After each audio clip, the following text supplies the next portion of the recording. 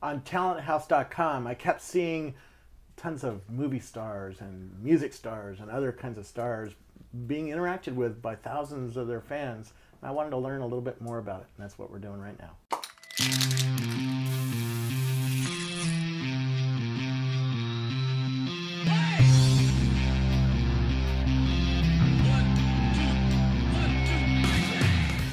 Who are you? Hey, I'm Roman Scharf. I'm the co-founder and CEO of Talenthouse.com. Talenthouse is my fifth startup, the second one in the Silicon Valley. I did Jaja.com before. We think that we have something very interesting going on our side, and I'm here today to tell you all about it. Yeah, it's pretty cool. So what is Talenthouse for people who haven't been there before? Talenthouse is first and foremost a creative community that is all about collaboration. We have a very broad bandwidth, both in terms of creative verticals. We cover film, fashion, music, fine art, photography, dance, all the creative verticals basically. And also we cover everything from very established global superstars down to very young aspiring artists in more than 170 countries of the world. It's pretty crazy. First of all, how did it start? So the idea started in 2007 with my co-founder and friend Amos Pizzi, who used to be with Culture Club. He used to be a musician.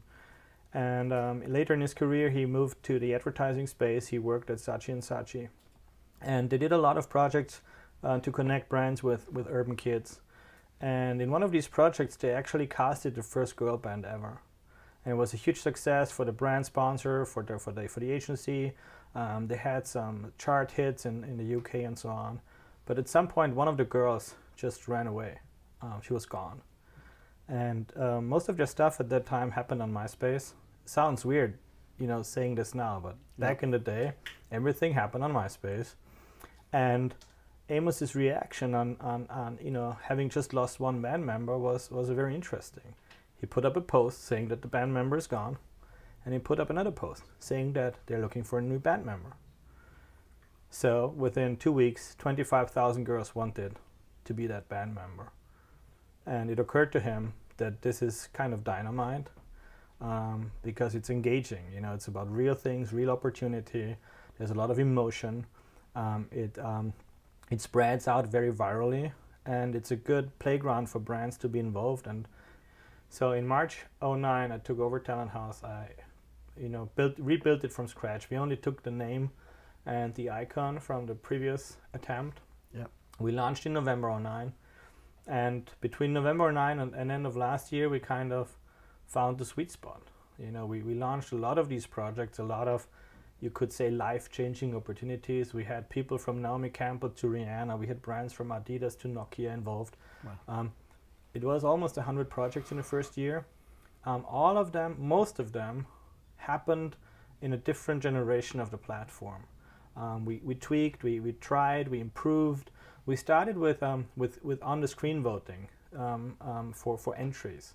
So the idea was always that people submit their work and get their peers to vote for it and share it so that it gains visibility in the web and gets viral. Click on the screen wasn't very viral. Yeah. Also, it didn't give us any, information about the participants. So one of our team members and I thought, okay, let's do SMS. American Idol is doing SMS. X Factor is doing SMS. Let's do SMS. So we did SMS, and we found two things, right? What's that? Number one, free SMS is killing us. It costs too much money. Over 100 countries, just a pure setup is horribly expensive for a startup. And number two, paid SMS, you have to have a huge brand, and you have to have television and all kinds of things to get to some reasonable numbers. If you charge for premium SMS with a startup, even there's Naomi Campbell involved and so on, you never get into the millions.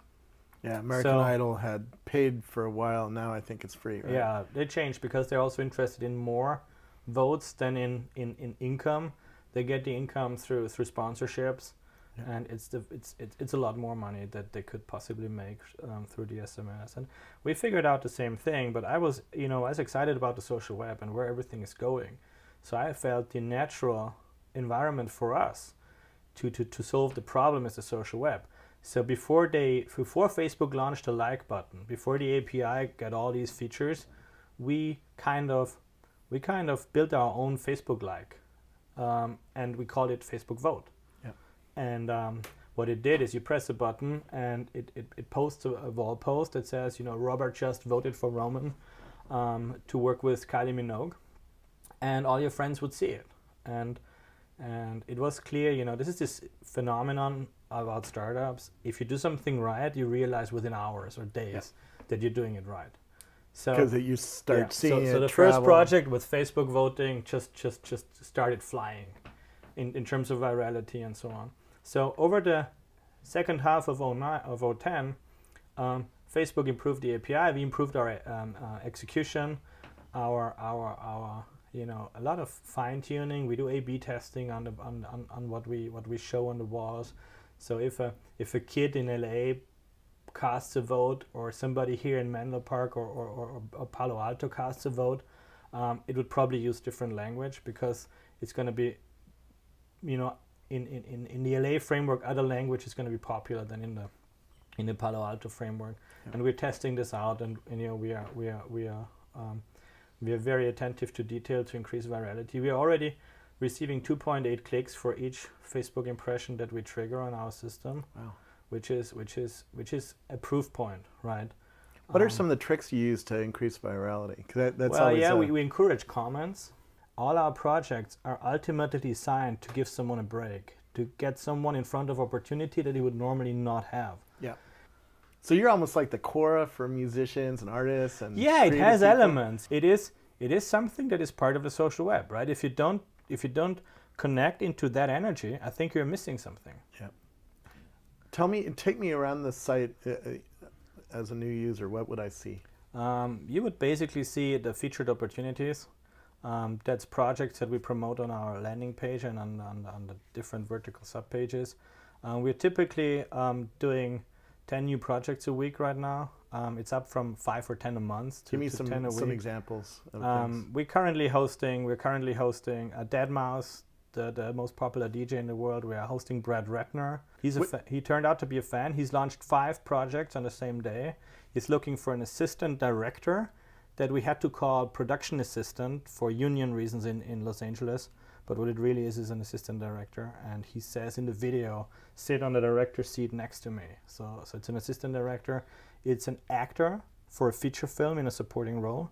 Then he's looking for somebody to design the logo for his company, Rat Entertainment, because he's not happy with the one that he has.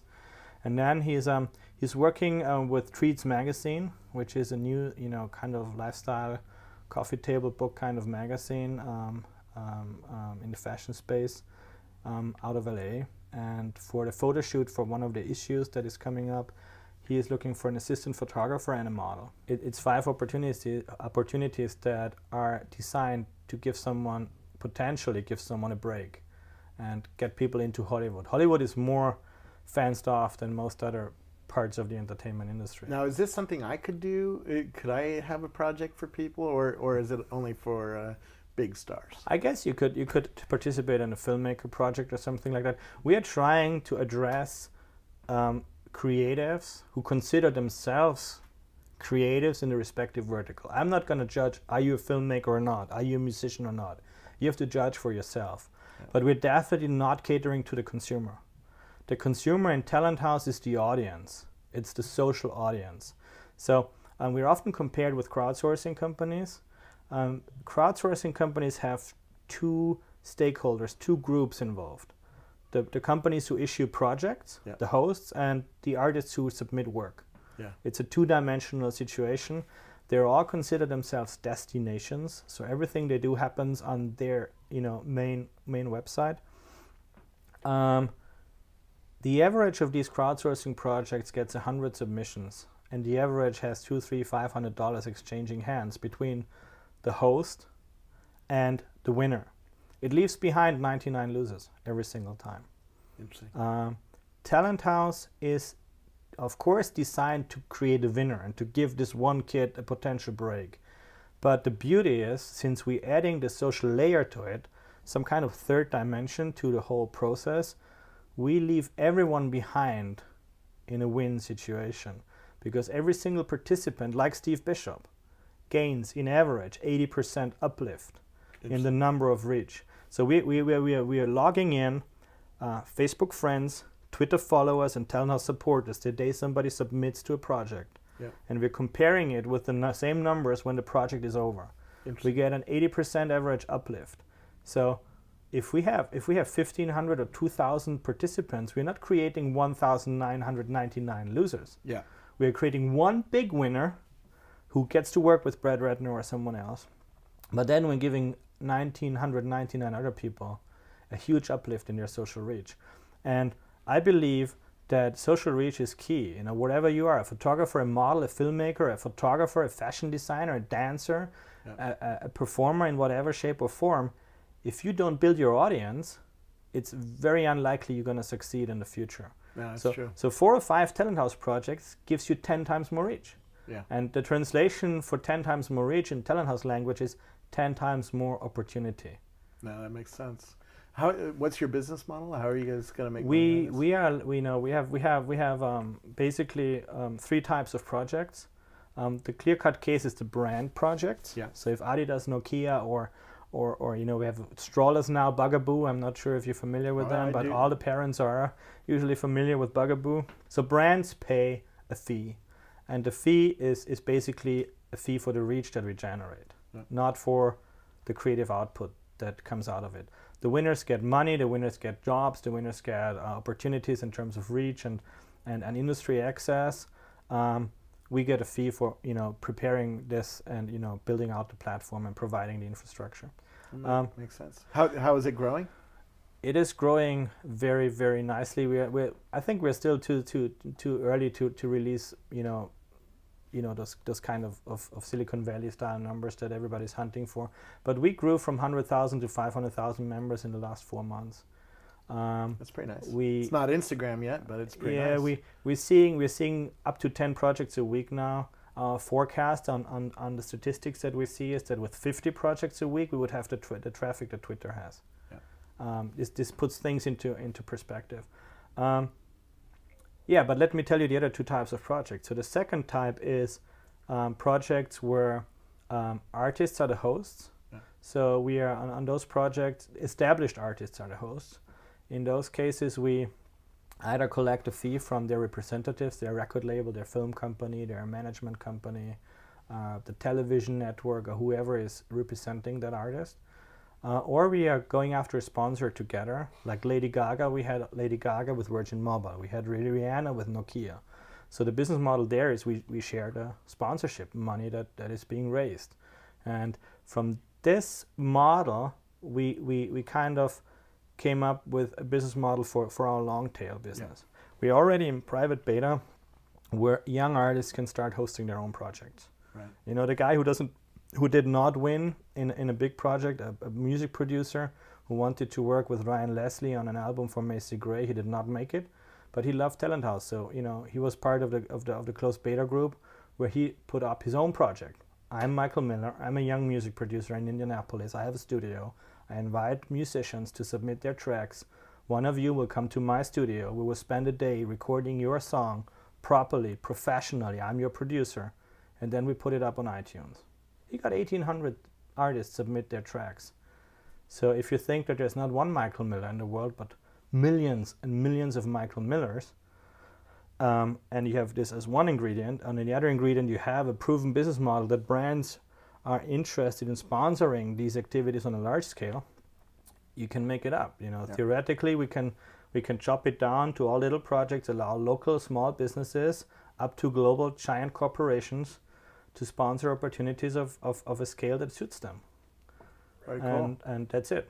Very cool. Where do I learn more about it? We are catering to our creative community with our blog. Yep. Of course, we run a Twitter feed and. Is it just twitter.com/Talenthouse? Yes. Very cool. It's at Talenthouse. And we have different, you know, for the different markets, we have a Spanish one, we have a German one, we have a French one. But the main one is the right one for you. Very cool. At Talenthouse. Well, thanks for coming out and showing it to me. It's really cool. I'm going to start submitting some stuff. Yeah. Go work with Brad Ratner. I keep my fingers crossed. Thank you so much for coming out. Thanks, Robin.